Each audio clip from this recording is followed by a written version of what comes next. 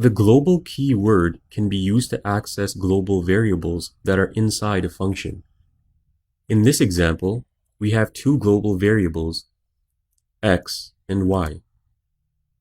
X with a value of 30 and y with a value of 20.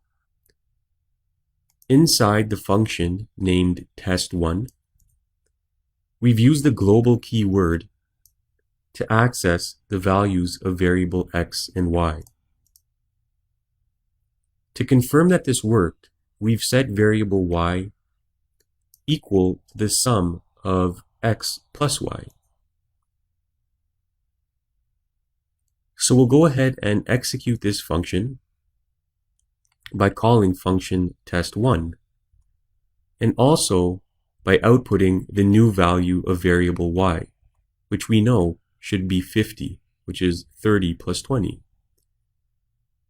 So we can see in our web browser that 50 is in fact outputted. So the global keyword has worked for its purpose. It's important to note that PHP stores all global variables in an array variable called globals. An array is a special variable that can store multiple values. We'll be exploring arrays later in this course. The array index holds the name of a variable. So we can rewrite our existing code as follows.